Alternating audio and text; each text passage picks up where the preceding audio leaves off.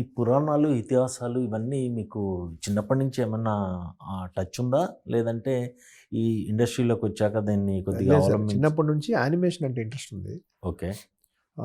పురాణాల ఇతిహాసాల్లో కొన్ని కొన్ని స్టోరీస్ వినగానే మనకు ఢమ్మ తగులుతూ ఉంటాయి సార్. ఓకే. అలా అభిమన్యుడిదొకటి, హ్మ్. కడుపులో ఉండగా వినేవాడని. హ్మ్. అలాంటివి కొన్ని తీసుకొచ్చి డైరెక్ట్‌గా పెట్టాం మనం హ్మ్. ఈ సినిమాలో. హ్మ్. ఇలా చాలా వింటూ ఉంటాం కొంచెం. స్ట్రైకింగ్‌గా ఉన్నవన్నీ ఏదో ఒక రకంగా మన కథలోకి వచ్చేస్తుంటాయి. హ్మ్. అంటే ఇతిహాసాస్ ఆర్ వెరీ పవర్ఫుల్. మన హ్మ్. మహాభారతాలో ఒక్కొక్క లేయర్‌లోకి వెళ్తుంటే హ్మ్.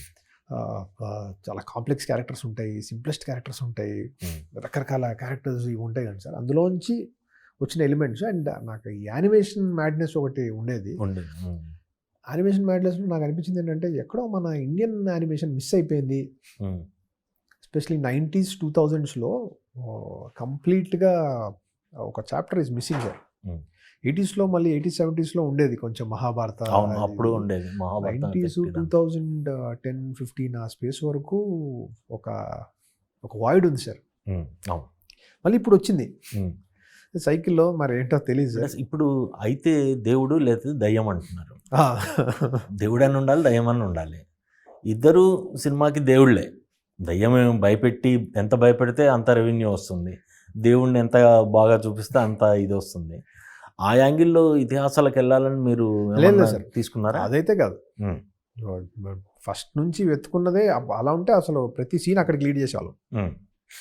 ఇది బేసిక్‌గా ఒక కొడుకు అమ్మ ఎందుకు వదిలిందో తెలీదు. వాడు ఆ ప్రాసెస్‌లో ఈ 9కి వాడికి వీడికి అది పాపం తెలీదు గూడా. ఆ 9 హ్మ్. పుస్తకాల్లో ఏముందో కూడా తెలీదు. హ్మ్.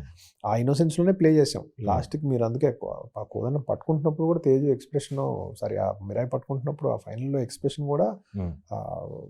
He is shocked. హ్మ్. డిజర్వింగ్ నేను పట్టేసుకున్నాను అని ఇలా నించోడు. హ్మ్. చాలా డివైన్‌గా ఏంటిది డివైన్ నీడ్. హ్మ్. నాకు ఎలిజిబిలిటీ వచ్చింది అన్నట్టే నించుంటాడు సార్. అవును.